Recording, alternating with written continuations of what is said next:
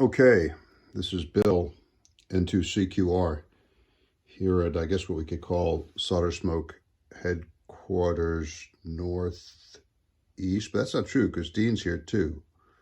So I'd say Solder Smoke headquarters Falls Church. There you go. Anyway, I decided to do another short video on this second version of the Mythbuster transceiver that I'm building. I'm building this because I want to take it with me to the Dominican Republic when we return, probably in December, when it starts getting cold up here. And I want to show you some of the circuitry that I've added since the last video. And you recall in the last video, I just had the receiver portion of it built. This time I've added most of the circuitry, all of the circuitry really, for the transmitter portion, but I've not yet done the TR switching, which I'll talk about in a second. But let's see, I'll start over here. Here I have the little microphone amplifier that I've put together, and this is taken directly from Farhan's schematic of the micro-BitX, the micro-BitX. You could find it on the web. It's a very simple circuit. It's a 2N3904 with some feedback, and I use it with my D104 microphone, which goes in here, and there'll be it's just the audio will go to this pin, and TR switching from the D104 will go here, and that keeps it really simple. I find myself I'm only using the D104, so I wire it this way. I might put a little pod in here to control the level, but right now I can control the level using the pot in the base of the Tug 8 transistorized amplifier inside the base of the D104. The output from the mic amp then goes to the audio input of the 2-diode mixer that I have here. I have a crystal oscillator running around 5.2 megahertz using one of the crystals that I left over from the filter. And I use this coil and this cap to lower it in frequency to get it to the point where I need for proper demodulation. Goes on here, and now I have another TIA that I've added because I didn't have a board. Todd kindly sent me another board. I'm using these boards because, well, I like to use the boards from mostly DIY RF. They're really, really very nice. They result in a smaller and less territory on the board used by the TIAs. And the third thing is I've already built many times TIA amplifiers on sort of Manhattan boards. They always turn out bigger, which is a problem when you're trying to make the rig small. So I just use these TIA boards. There's 3 2N3904s in each of them. And this, on the top, we have the receive board. So the signal is coming this way to the audio amplifiers and then out to the speaker, which is over there. And on the transmit side, they go this way, through that way, back over to the amplifier, amplifier circuits, and out that way.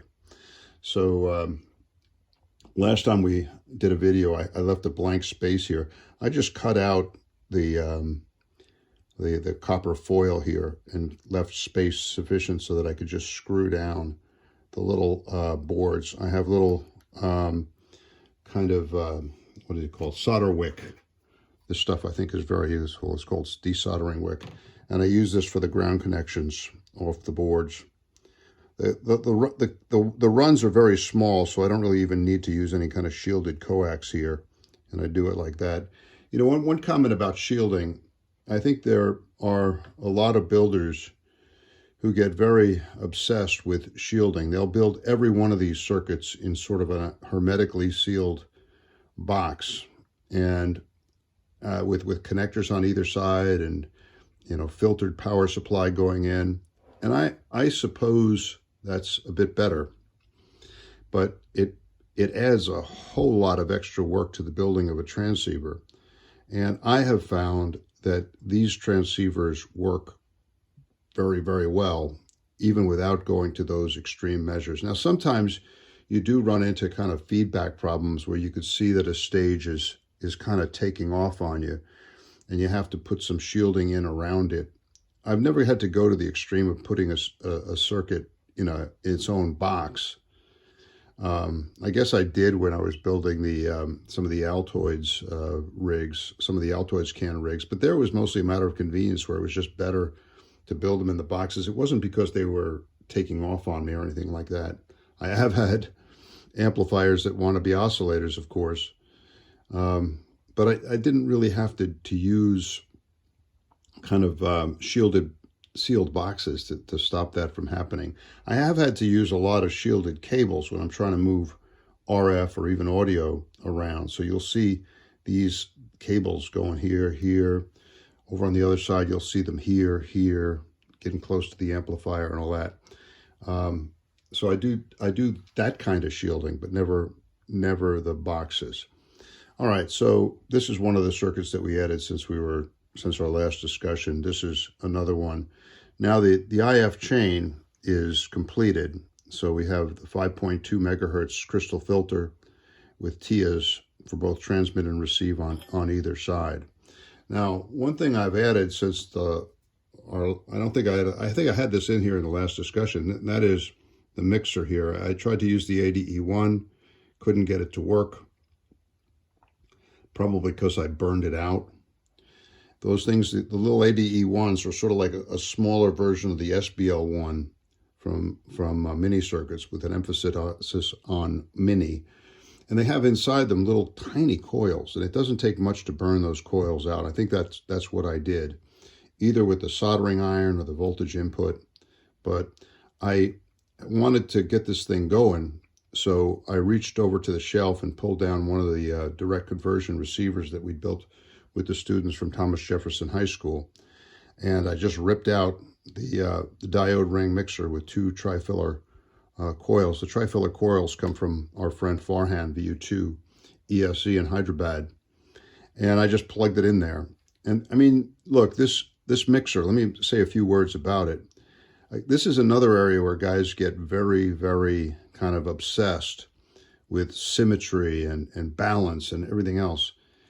And yeah, I think those obsessions are good, but you can get this thing to work, to mix and do its job without paying a whole lot of attention to that kind of symmetry. Now, I have some symmetry here in the diode ring. You can see there's 4 little pads that I have the diodes connected to, but I don't even go as far as selecting kind of diodes that are matched in terms of forward resistance or anything like that. I just pick 4 diodes out of the same batch, out of the same strip that comes from Mauser or DigiKey, and I just plug them in there, and it works. Look, what this mixer has to do on receive or transmit, it takes the 5.2 megahertz signal and combines it with a 9 megahertz signal coming from the VFO, and then it produces 5.2, 9, produces a 14 megahertz signal that goes through the bandpass filter to knock down the other product, which is at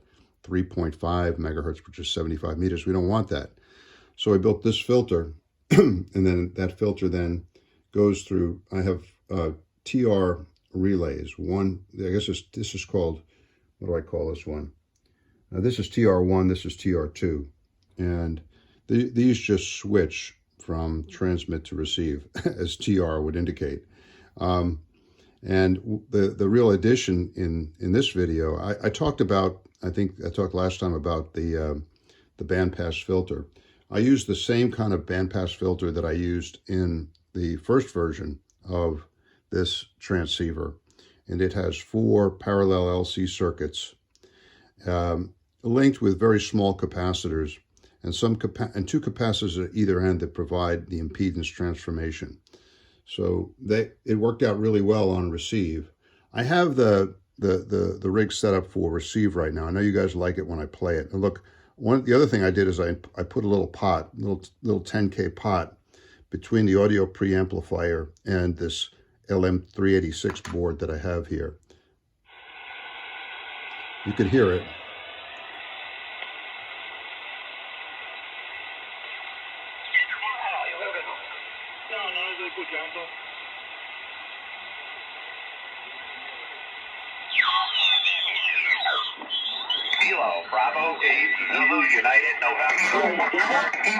Some sort of horrendous pile up there.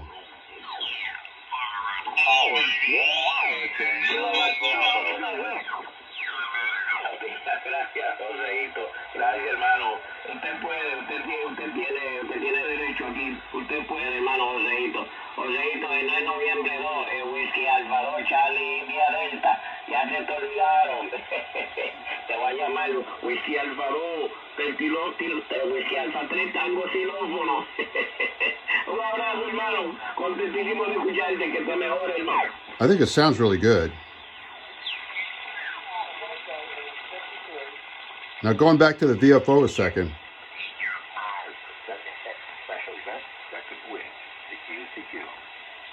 He's calling CQ for some sort of special event station.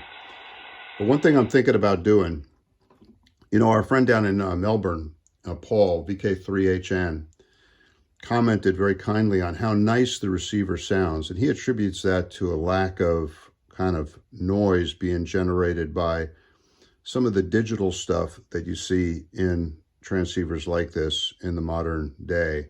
Now, I'm a bit of a troglodyte here, and I realize there's nothing digital anywhere in here. So there are no clocks, there's no real kind of digitized phase noise or noise from OLED screens or anything like that. Now, I had thought about, as I did with the first version, including a little Sanjian counter kind of over here. But I might stay away from that. I don't really need to know precisely that I'm at 14.256. What I might do instead is just take a look, make use of this little dial that comes with the Yaesu FT101 VFO. What I'm thinking about doing is unscrewing it, flipping it over, labeling it as I need it, all right? Labeling it for 20 meters, and then cutting a little window in the front panel so that I could just, you know, get a rough estimate of where I am frequency-wise. This thing right now, it's set up so that if I go all the way down here to around 400, 500, you can't really see it because I don't have the angle good for it, but you'll hear it. So I'm coming down around. I haven't done any paperwork yet. So, Shelly, I have the door in such a way so... But if I go a little bit further down, I think that's probably the Canadian portion of the band.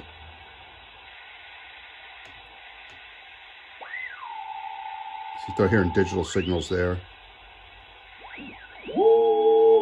There's FT8.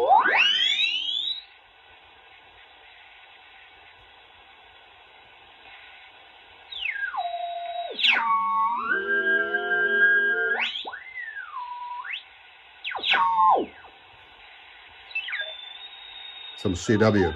No, some digital stuff. It's weird, isn't it? Anyway. But I might just make use of this dial here and just label it as I need it for 20 meters and then keep the thing. Got a good copy on that, Jay? I am copying it with reasonable signal strength. Good morning, Ed. Good morning. Randy, I heard the other way, so my SWR has down, so maybe I was correct in my assumption. Which one? Rain or a bird in the wrong place. Oh, yeah, okay. Was rain something like 11 inches or 14 inches here, I've forgotten. Some large amount of rain in the last 7 days. Oh, okay. So you don't want to go near the ravine, that's for sure. Yeah, watch out for them ravines. Hey guys, I'll be right back. N9LTA. N9LTH. All right, so I guess we're in the U.S. portion of the band there. All right, so that's one thing I'm thinking about doing in terms of frequency readout. The other thing I'm noticing is that this VFO drifts a little bit more on startup than the others that I've been using.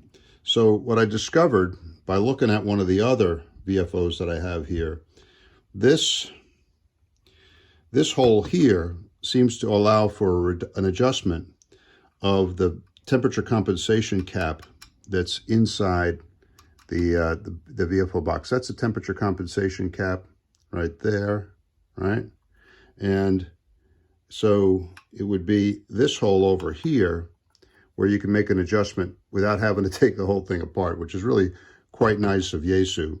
So I can access the temperature compensation cap and make some adjustments here to take care of the drift that I'm observing. But look, I don't know, I'm thinking about doing something else.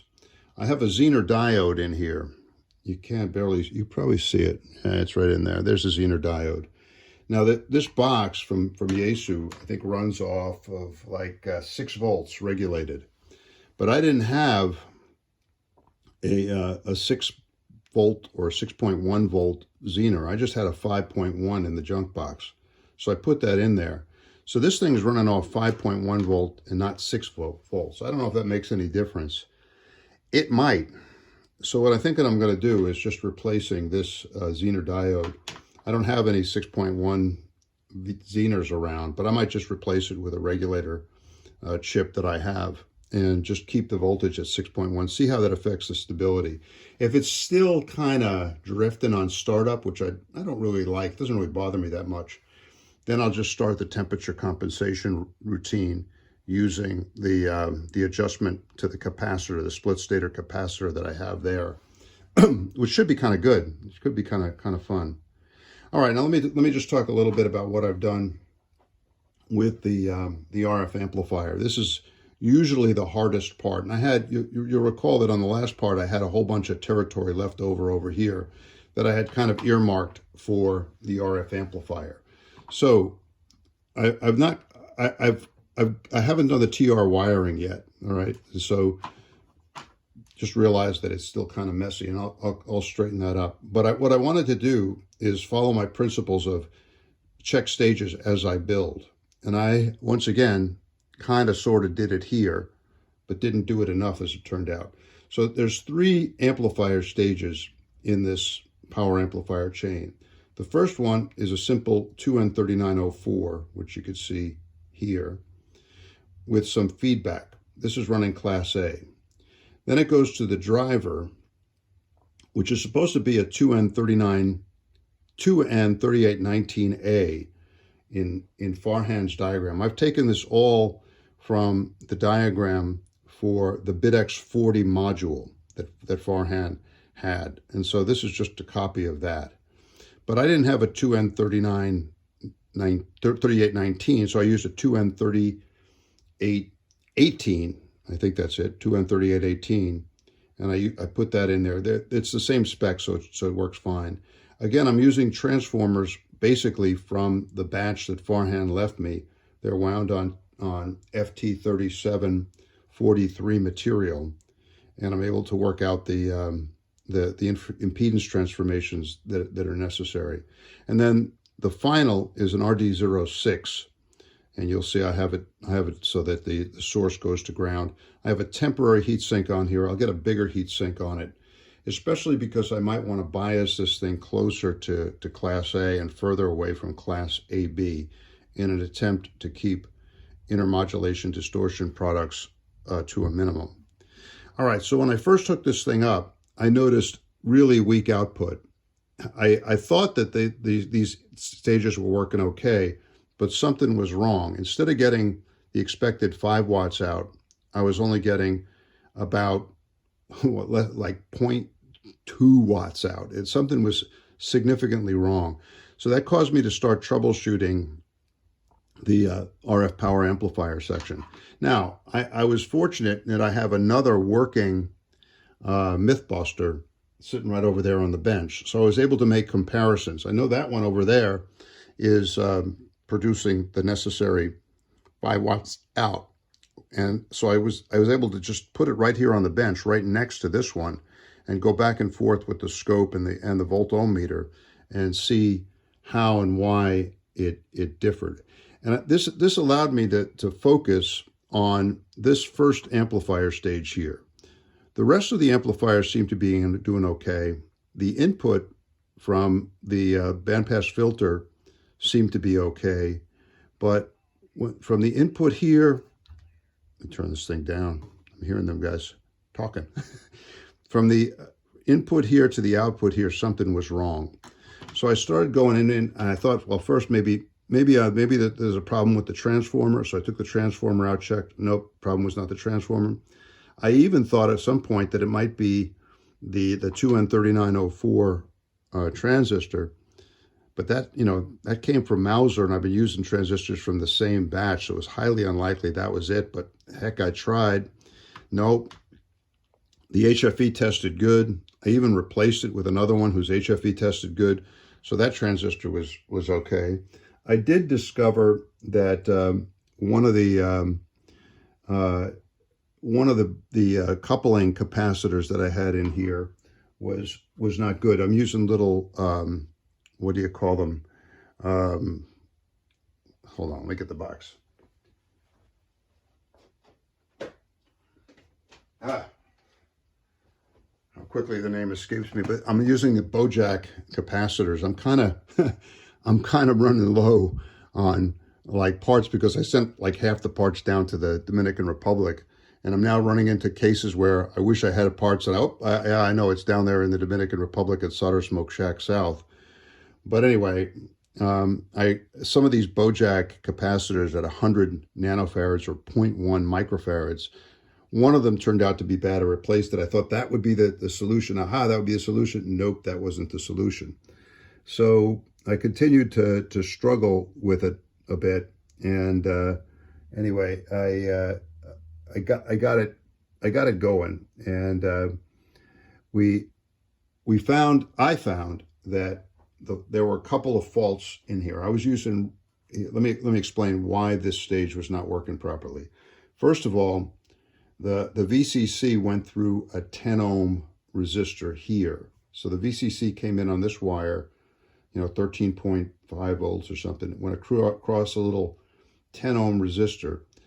I had a really tiny 10 ohm resistor. I think it was like 1/8 of a watt, and I put it in there.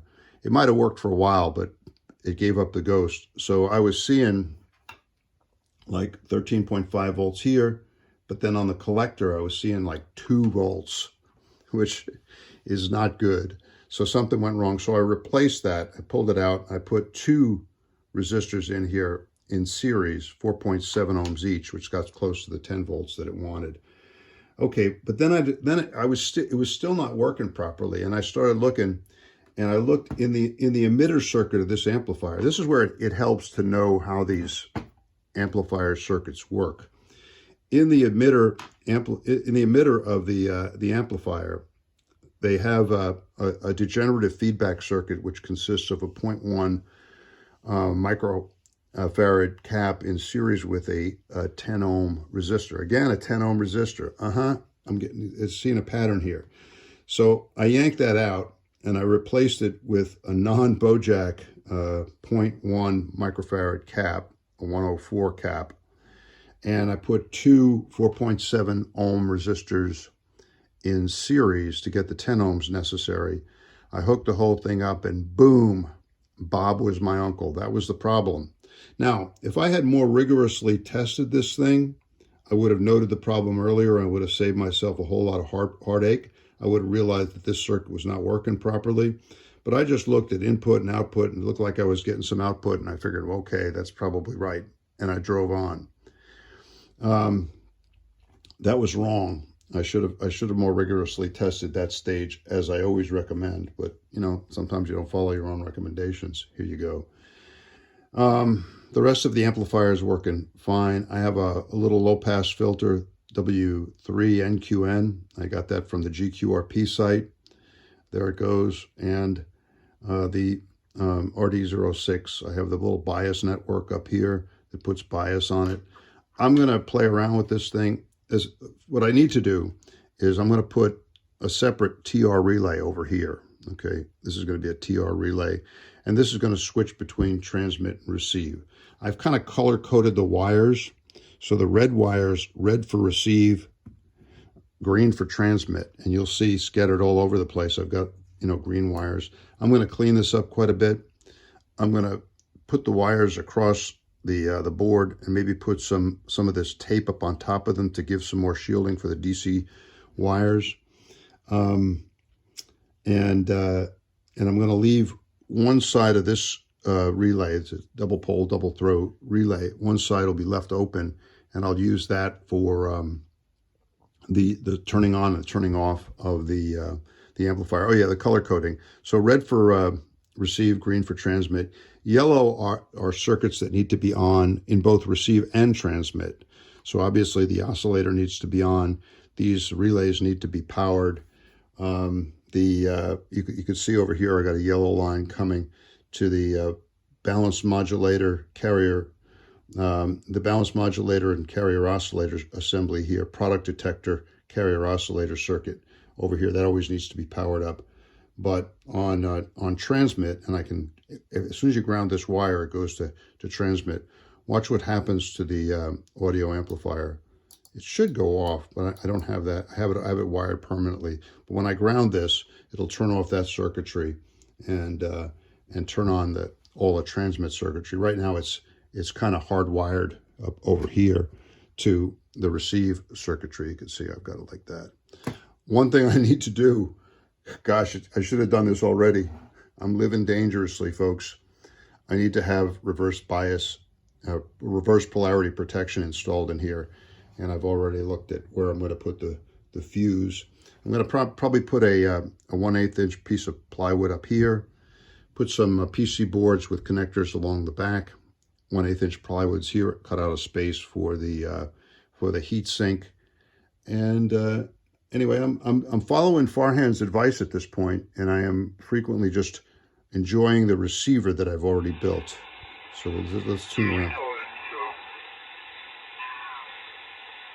there is a type of end connector that's just as easy as a 239, but it's special type that screws together.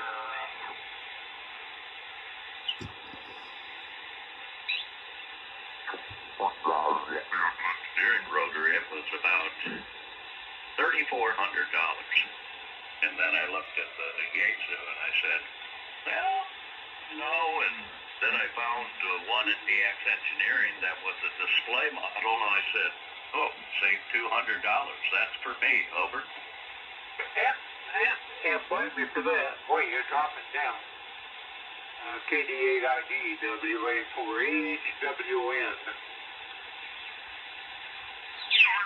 Go ahead, Mark. 73.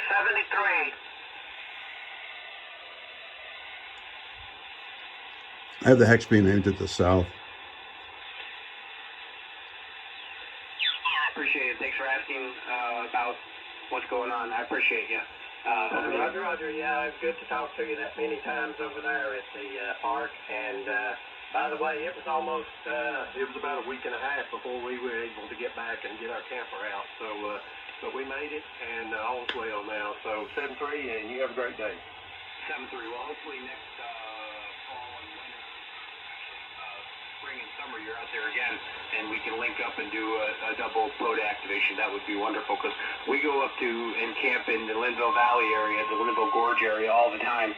And I meant to do it like every weekend to come up and say hi to you, but you know how it is, something always comes up.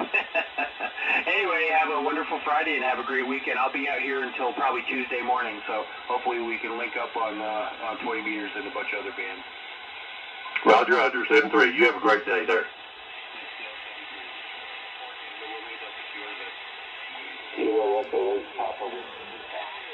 The Delta kilowatt, please. It's a POTA activation. You hear a lot of that. All right, so we'll talk more about this. I'll do another video when it's closer to being completed. I'm also going to be on Ham Radio Workbench tonight. I'll talk a little bit about this rig, because there's always a section where they talk about, where they ask the guest, what's on your bench? Well, this is what's on my bench. We're also going to do another Solder Smoke podcast in mid-November, and I'll talk about this during that podcast also. After this, when I get this thing boxed up and ready to go, I'm probably going to build another one of the communication concept amplifiers at 100 watt level. So I'll have another 0.1 kW amplifier for down in the Dominican Republic. All right, that's it. I think I've covered most of what I did recently on this rig, and I hope you guys are finding this kind of presentation interesting and useful. 7-3 from Northern Virginia.